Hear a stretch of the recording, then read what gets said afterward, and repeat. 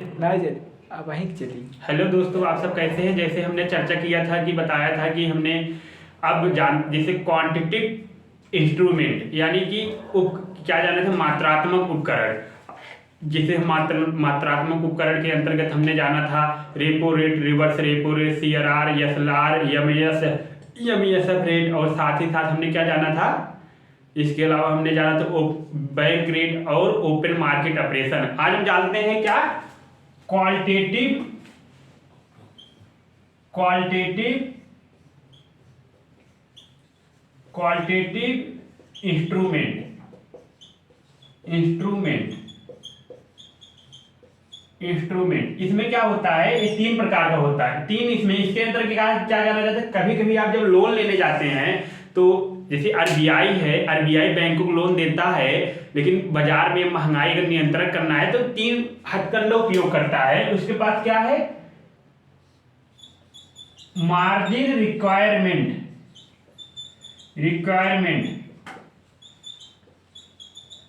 सीमांत आवश्यकता। जैसे सीमांत आवश्यकता ऐसा है, जैसे कि आप जानते हैं, जैसे आप बैंक में कभी लोन लेने जाते हैं, अगर बैंक में अगर आप प्रॉपर्टी अपनी गिरवी रखते हैं तो क्या बैंक आपकी प्रॉपर्टी के मूल्य का ही लोन देता है? नहीं, उसका 80% या 90% तक ही लोन देता है। यानी क्या हम बोले, गिरवी रखी गई, क्या है, मार्जिन रिक्वायरमेंट है, गिरवी रखी गई, गिरवी रखी गई एसेट्स और क्या है, गिरवी रखी लोन के बीच, यानी कि बैंक के द्वारा दी गई लोन के बीच जो गैप होता है, क्या होता है, गैप होता है, उसे हम क्या बोलते हैं, उसे बोलते हैं मार्जिन रिक्वायरमेंट।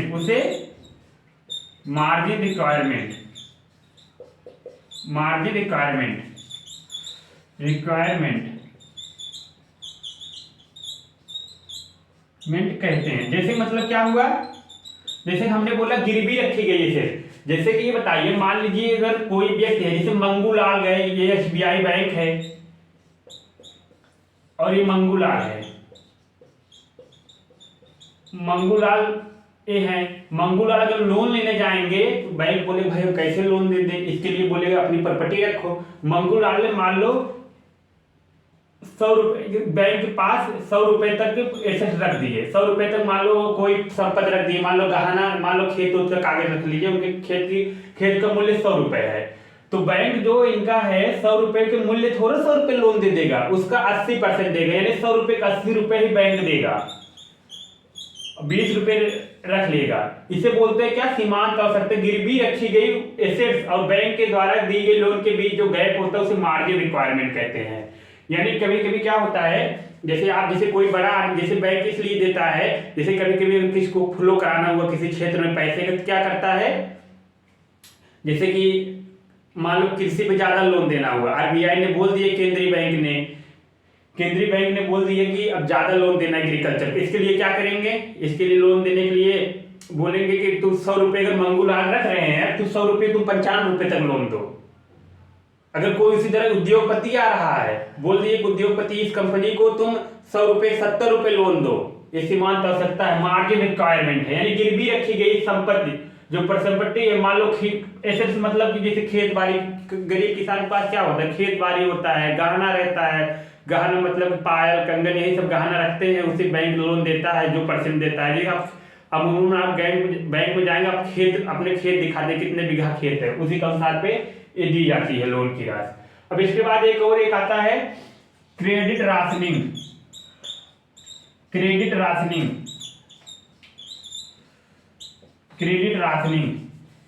राशनिंग क्या होता है, इसके अंतर्गत बैंक ने बोला है भैया किसी भी व्यक्ति को लोन दोगे इसकी एक सीमा रहेगी। ऐसा नहीं मतलब तुम लोन किसी भी व्यक्ति को ज्यादा मात्रा में दे दो। जैसे मतलब कि कोई व्यक्ति आया लोन लेने, मान लीजिए बैंक, मान लो आरबीआई से लोन लेके आया, बैंक केंद्रीय बैंक लेके आया लोन, मान लो ये एसबीआई बैंक लेके आया, बोला 500 रुपए लोन ले आया, 500 रुपए तुम उठा के किसी फूड प्रोसेसिंग इंडस्ट्री दे दोगे, या किसी तुम फूडवेयर कंपनी दे दोगे, या टेक्सटाइल इंडस्ट्री वाले दे दोगे, इससे प्रतिकूल प्रभाव पड़ेगा ना, और लोग तो छूट जाएंगे।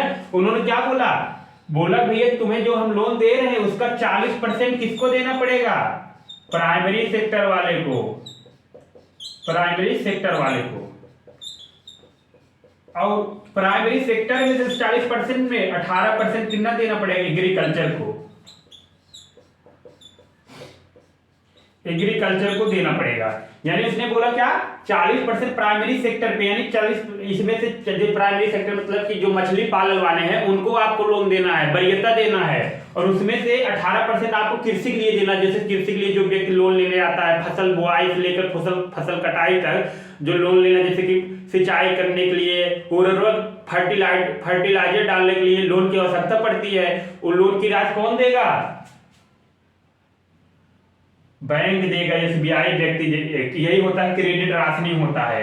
यानी कि बैंक जो जैसे उसका उद्देश्य होता है कि जो पैसे होते, देखो आरबीआई कितना दिमाग लगा, पैसे फुलों को घुमा रहा है। अब जैसे किसी क्षेत्र में विकास करना हो, अब आरबीआई ने बोल दिया बैंकों से, बोलो कि अब बोल दिया है तुम जाके सिर्फ पूरा पैसा कृषि की दो, पूरा पैसा जो तुम्हें हम लोन दे रहे हैं, एसबीआई बोले जो तुम्हें 100 रुपए लोन दे रहे हैं उसमें तुम 90 रुपए सिर्फ एग्रीकल्चर को दोगे, और 10 रुपए अन्य कंपनियों को, तुम अन्य लोगों को लोन दोगे। जैसे 10 रुपए तुम मान लीजिए टेक्सटाइल इंडस्ट्री, और उसके बाद फार्मास्यूटिकल इंडस्ट्री, ये सब इंडस्ट्री को तुम पैसा दोगे, और स्टील इंडस्ट्री दोगे। लेकिन जो उसमें से 10 और 90 रुपए तुम एग्रीकल्चर दोगे। यानी कि इसका प्रभाव भी बहुत लंबा पड़ता है, क्रेडिट राशनिंग। और उसके बाद आता है मोरल, नैतिक प्रभाव। नैतिक प्रभाव, नैतिक प्रभाव मतलब ये होता है, जैसे कि आरबीआई ने बैंकों से बोल दिया कि भैया बैंक, ये तुम्हारी जिम्मेदारी है, तुम अगर हमसे 8% पे लोन पा रहे हो, तुम उसको ना 8.5% लोगों को देना, ये मत होना तुम 9% देने लगना 10% पे, क्योंकि बहुत लोग गरीब व्यक्ति हैं, वो अपनी आजीविका चलाने के लिए संघर्ष करते रहते हैं, उनके पास उतना पैसा नहीं रहता। इसलिए आपसे विनम्र निवेदन है, यानी आपकी नैतिकता बनती है, उत्तर रिस्पॉन्सिबिलिटी बनती है, आप जो लोन की राशि है, अमाउंट है, आप कितना देंगे? आप कम लो इंटरेस्ट रेट पे देंगे, जिससे लोग अपना हो पाए नैतिकता, और अपना बैलेंस शीट तुम मेंटेन करे रहोगे। ये सब चीजें उसका काम होता है क्वालिटेटिव इंस्ट्रूमेंट, यानी इसका प्रभाव भी बहुत अच्छा पड़ता है। इससे प्रभाव पड़ता है बैंकों को पैसा आप कहीं भी, जैसे कि इसका दीर्घकालिक गुणात्मक प्रभाव पड़ता है, इससे दीर्घकाल तक इसका प्रभाव बना रहता है। फिर इसी के साथ धन्यवाद। कल हम चर्चा करते हैं टाइप ऑफ रेट्स के विषय में।